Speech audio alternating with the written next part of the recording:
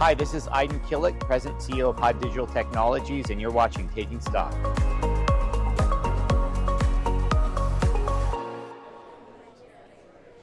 Counting down to the close, it is Monday, September 8th, and this is Taking Stock. I'm Kristen Schuller. Hello, everyone. We got a lot of news moving markets today. In fact, stocks are fractionally higher as we head into this market close. As investors await a whole bunch of inflation data, of course, this will inform the Fed's next decision on interest rates September 17th and is crucial data as it fits into the Fed's dual mandate of inflation and jobs. Comes after 22,000 jobs added in the month of August, fewer than expected throughout the summer. And because of that, we see traders upping their bets that the central bank will move by at least a quarter of a percentage point with a rate cut at that September 17th meeting.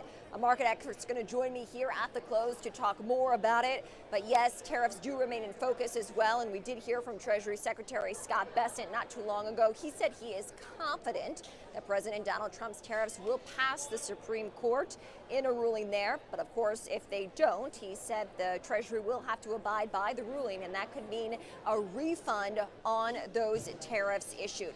A lot to follow here as we see fractional gains heading into the market close. Maximus celebrating the close here at the New York Stock Exchange today, celebrating a major anniversary. And let's take a look at that closing bell podium.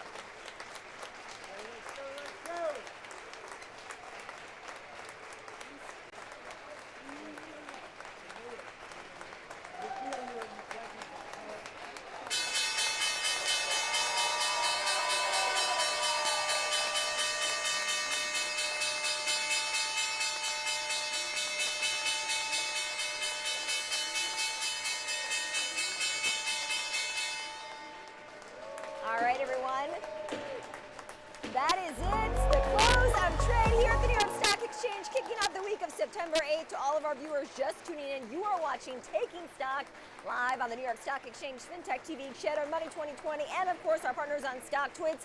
Let's take a look at how the markets closed in today's session.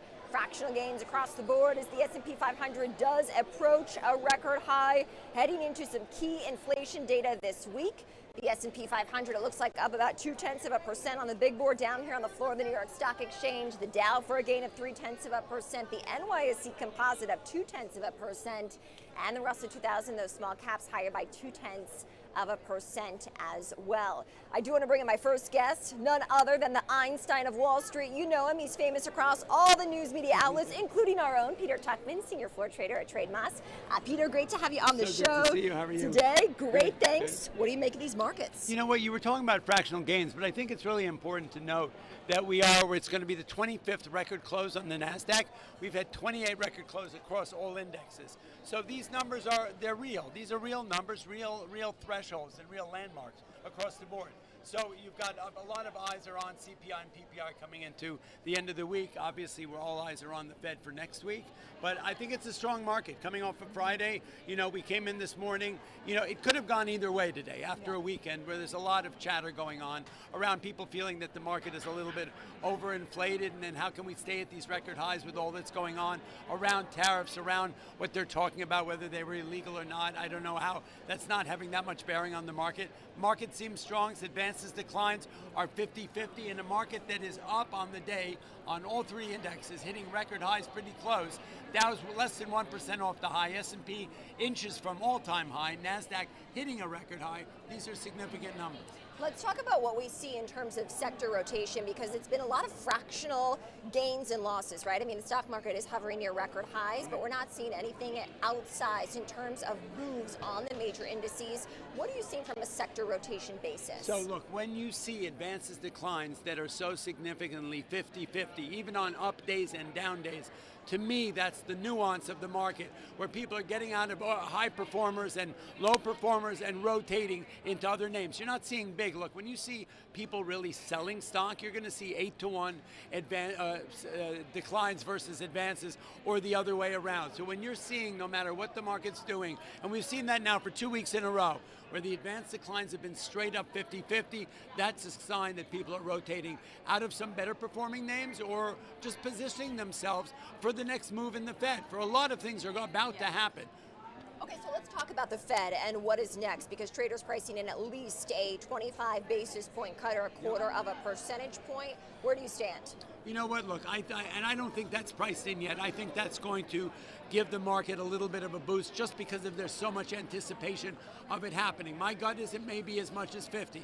There's a fine line between the 25 and the 50. Some people's fearful that if we do that 50, so this is an example of where bad news is good, right?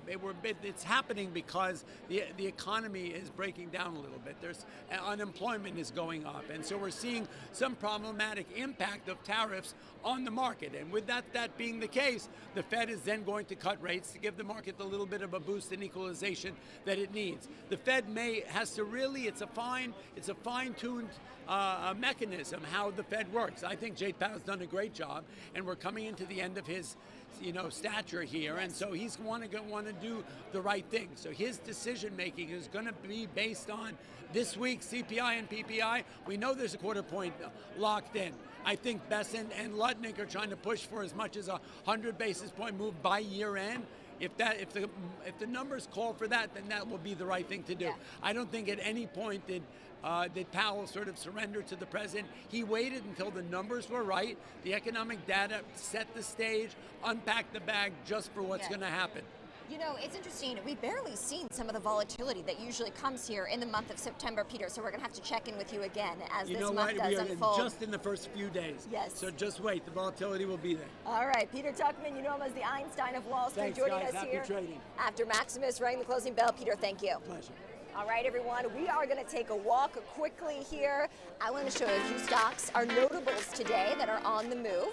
You see Maximus behind me. Someone from Maximus is also going to join us soon to talk everything that we need to know about this particular milestone for that company. Still celebrating up there on the closing bell podium that we can see.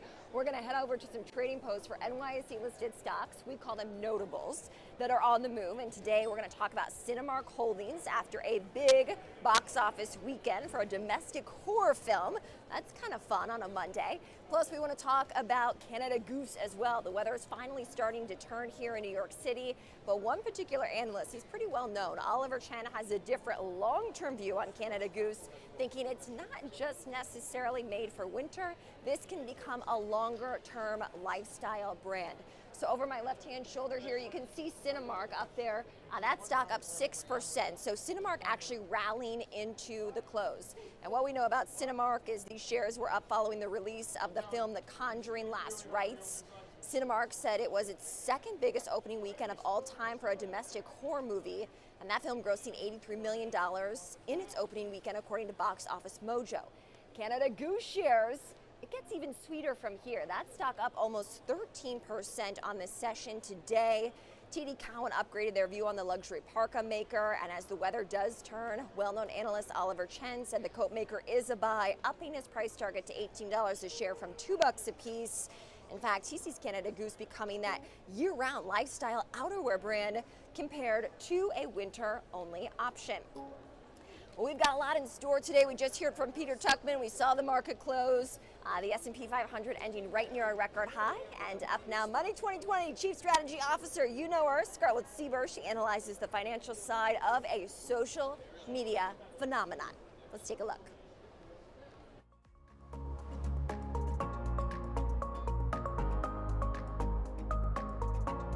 Welcome back. I am Scarlett Sieber from Money 2020, and on yet another installment of Back of the Napkin Math, we got your napkins. We got your money. Why? No one knows. And we got a pen. So we're out here winning. Also a guest. Hello, Zachary. Hello. We have Zachary here from Money 2020. Wow, so ironic you're next to a cup of Money 2020. All right, when we sit here and think about back of the napkin math, oh, by the way, I should probably give you a napkin to do the mathing. Okay. We're going to pick a person and basically make a guess on if they were to go, we're here in this beautiful New York Stock Exchange, if they were to be listed as a company on the New York Stock Exchange, what would their market cap and enterprise value be? That's what we're about to do in here. Okay. All right.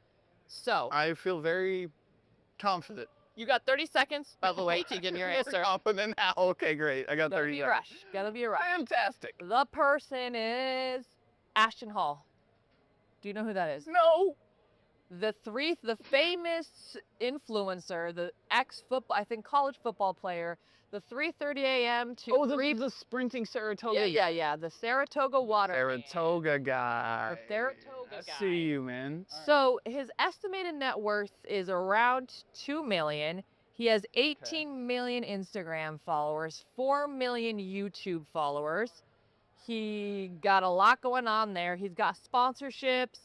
He's got affiliate marketing. He's got his own online coaching subscription business, Zachary. He's Okay. out here with lots of different revenue streams. Are there any numbers around these revenue streams? Sure. So if you the a subscription, from what I'm aware of, the coaching, between $250,000 and $500,000 a year. Okay. Then he's got the YouTube, which we know enough to know that that's probably around $1 million, a little over that $1 million a year. Okay. Then you've got the sponsorship, let's say $500,000 plus. Does he do long form? I really don't know much. Does he do long form stuff too, or is it all like kind That's of a social question media? that I do not know the answer for. Okay. I'm just wondering, the YouTube thing, that algorithm will pay you, but only in certain ways. Just curious. I'm pretty sure that he gets paid on that quite well. Yeah. And he does do affiliate marketing for supplements and stuff because the dude is jacked. Yeah. So with that, I've been drinking Saratoga water just trying to look like him. there you go. All right. So with that, 30 seconds, Ashton Hall, what would he go for on the New York Stock Exchange if you were not a person and yet a company? Okay. And you said 50K on the last part, right? By the affiliate marketing, yeah. Okay. All right. So am I starting now? Yeah. Okay. So $2 million net worth. We're just gonna like kind of throw that out the window at least a little bit.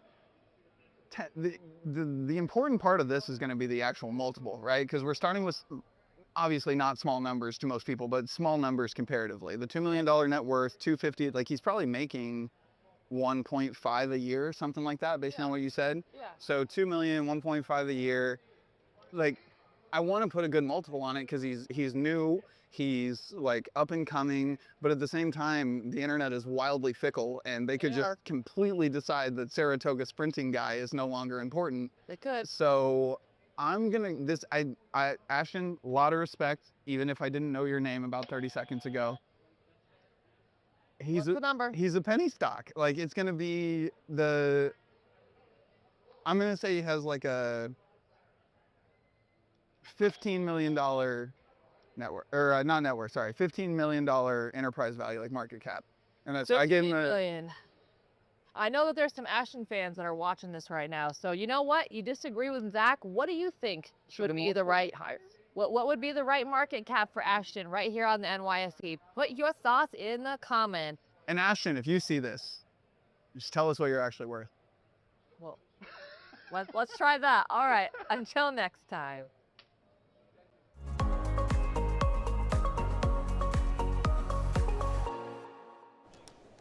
Welcome back, everyone. We are here at the FinTech TV studio on the floor of the New York Stock Exchange, and a perfect time to take a look at a few FinTech, crypto, and AI headlines. First up, Bitcoin. We got to talk about that, trading just above $112,000 a token today, up more than a percentage point as investors do bet on a Fed rate cut after that dismal jobs report for August. Ethereum, meanwhile, hovering just below $4,300 apiece. Next up, Databricks, valued at over $100 billion. This one isn't messing around. It says it's on track to hit $4 billion in annualized sales, up more than 50% from the year before, driven by none other than surging demand for its AI products. You guessed it. Finally, CoinShares going public in the U.S. through a $1.2 billion SPAC merger with Vine Hill, making it one of the biggest publicly traded digital asset managers now in the world. All right, Josh is giving me the mic, and you know what that means? It's time for our second guest. Joining me now is Austin King. You probably know him if you've been watching Taking Stock. He's a co-founder and CEO at Omni Network. Austin, great to have you and your expertise here on the show today. What do you make of Bitcoin hovering near $112,000 a token? Yeah, honestly, I think it's almost kind of, we're finally catching up. For many years, this technology had really proven itself. We just didn't have the regulatory clarity there for people to really feel comfortable with it. But now, more investors are kind of accepting that this is going to be here for a long time, maybe forever. And so, right now, I think the market's kind of consolidating around this lower $100,000 range. Yeah, and I think it's good. I think we're really prepared for a good, months to come here. How is Omni Network positioned in this environment to capitalize on the opportunities? Yeah, I mean, particularly we're focused on the opportunity of these markets moving on-chain. For a long time, people didn't really understand blockchain technology, but really it's just a more efficient way to do financial services technologies. And trading is one really exciting use case of that. So we're really excited about the opportunity of just more tokenized assets getting moved onto networks like Ethereum and giving people wider access to those assets. The more markets on-chain develop, that's better for Omni. What are the numbers that you're seeing in terms of crypto adoption? At this point, I think we're seeing a huge influx of new first-time investors because now that we have regulatory clarity, at least in essential dimensions like stablecoins, people who previously didn't identify as crypto people are starting to understand oh, okay, this isn't just for crypto bros. This is just the future of finance. And so I think one of the most important dimensions to watch is just the number of net new users, net number of people holding crypto for the first time. Okay, so I do want to talk under the hood because many of our viewers, they know financial technology well. Okay. They're Bitcoin experts at this point. What do they need to know? Yeah, interesting. Under the hood, really I think it all comes down to the growth in, we spent basically 10 years optimizing this technology so that it could be performant, but we weren't able to actually use it for widespread, wide scale financial markets. It was just kind of these altcoins and stuff. Now we're seeing stocks put on chain. We're seeing bonds put on chain. And so that really, I think, is going to be the main story here for the next 5 years, where it's almost like the markets are catching up to the technology in a certain way. What's next for Omni Network? What's next for us is, honestly, we have some really exciting announcements coming just in the next couple of weeks here, all centered around this idea of making it easier for people to access these on-chain markets. Okay, we'll be watching closely. You're going to join us again when these announcements come out? Yeah. Any tease you can give us? New name. New name for Omni Network? Yeah. Okay, what's behind that? We'll see in You a don't have couple to tell weeks. us the name, but a rebrand. Yeah. That's a deep tease. Austin, thank you so much for joining us. Thank you. Again, that was Austin King. He's the co-founder and CEO of Omni Network, soon to be a different name. And we'll have that live for you, of course, throughout our coverage on Taking Stock at the New York Stock Exchange. Coming up after the break, the latest on startups, raises, and rounds, plus an interview with an NYSE-listed company, Will Marshall. He's the CEO of Planet Labs. That stock ripping today as well.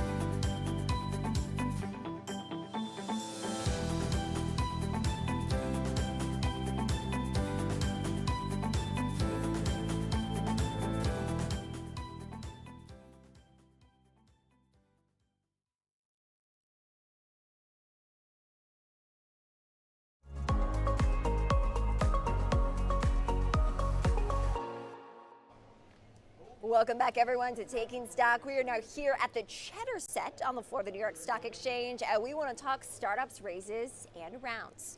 First up, StubHub is moving ahead with its long-awaited initial public offering, setting terms that could value this ticket reseller at more than $9 billion. That's going to be a big one to watch down here at the NYSE. Plus, humanoid robot maker Unitree Robotics is targeting a $7 billion IPO, one of China's biggest tech listings in years.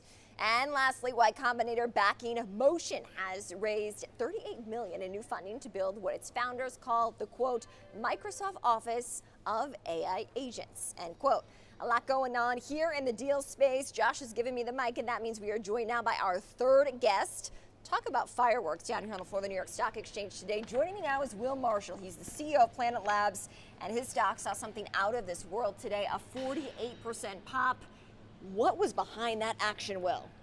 Well, look, at Planet, we're a space and AI companies. Two cool things in one. I mean, so we have the largest Earth imaging fleet, over 150 satellites in space. They image the whole world every day, and that gives us tremendous information, which we then feed into AI systems to help us to better understand the planet.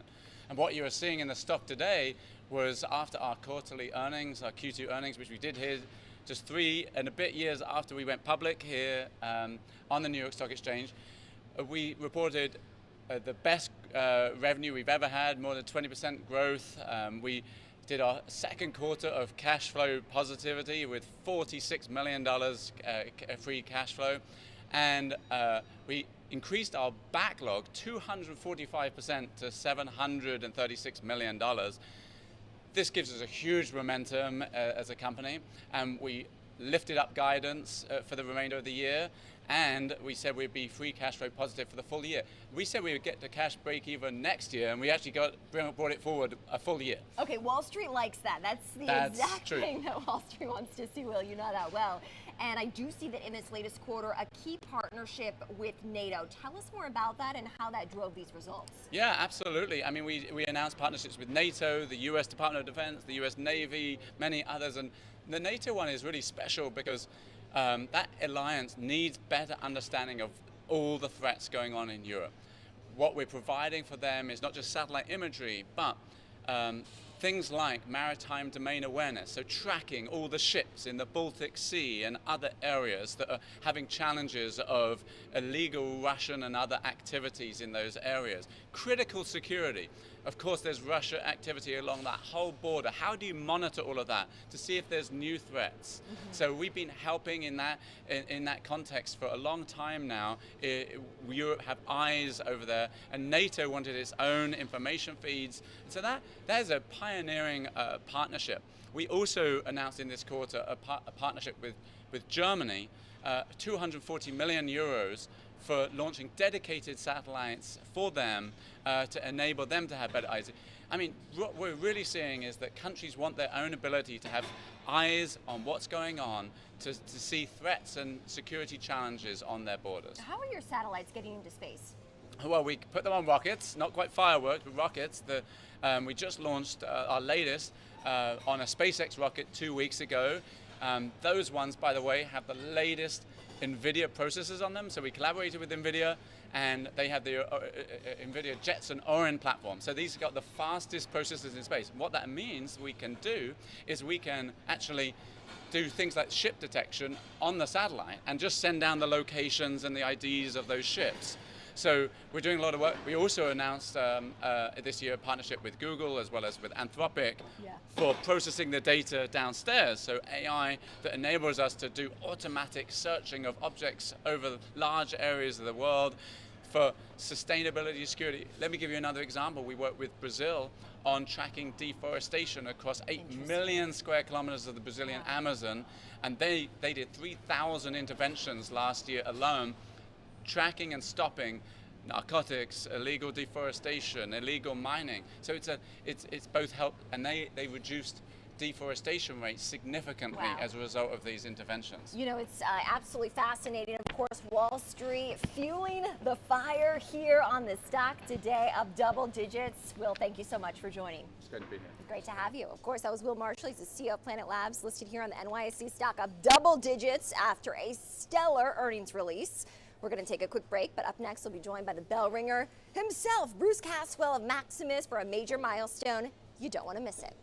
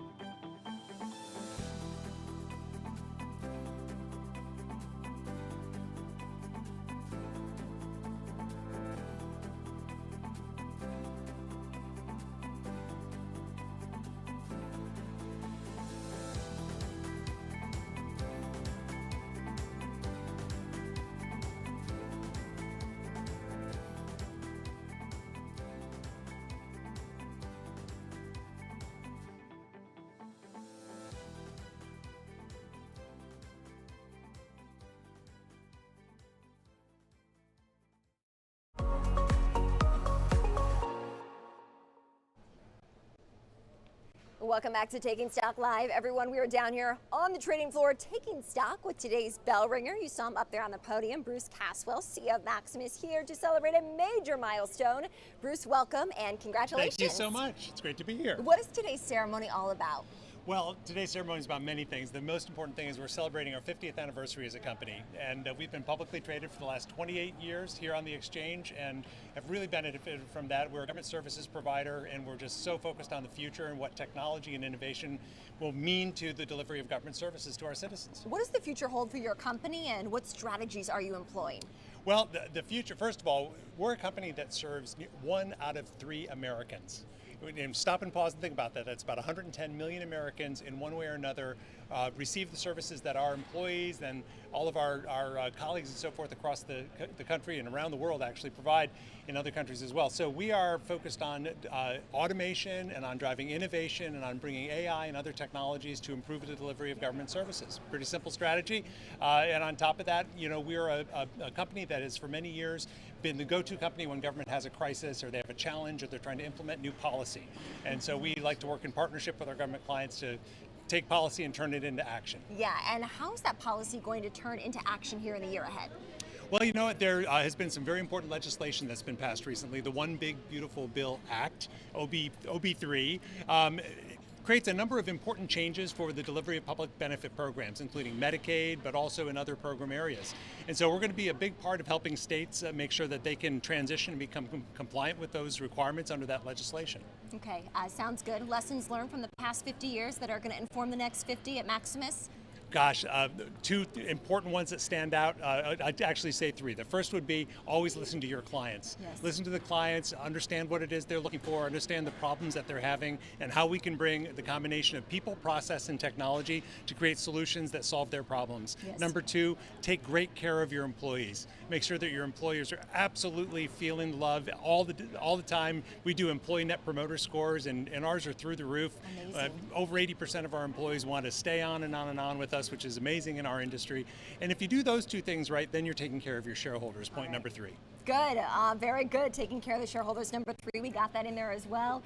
Bruce Caswell with Maximus, thank you so much for joining and congratulations again. Thank you so much. Appreciate the opportunity. Great to have you. Okay, thank you. All right, everyone, great start to the week on Wall Street. Fractional gains across the board. And tomorrow we're going to have a lot more in store. You can find me down here. You can catch NYSE TV live tomorrow morning at 9 a.m. Eastern. I'll be counting you down to the market open. That's just going to about do it for the show, but we do have a very special shout out to wrap today's show. We want to give a special shout out, a birthday shout out, in fact, to JD Durkin. Happy birthday to JD. He is your host extraordinaire here on a regular basis on Taking Stock. We hope he's having a great time in London. He's going to be back on the latter half of next week. JD, enjoy. Hope you're at a pub by now with the time difference. Viewers, thanks as always for watching. We'll see you back here tomorrow live on Taking Stock. S&P 500 up about 0.3% on the day. Inflation in focus as we continue to follow the bells at the open and the close. And we'll see you back here tomorrow at 4 p.m. Eastern. Have a great night.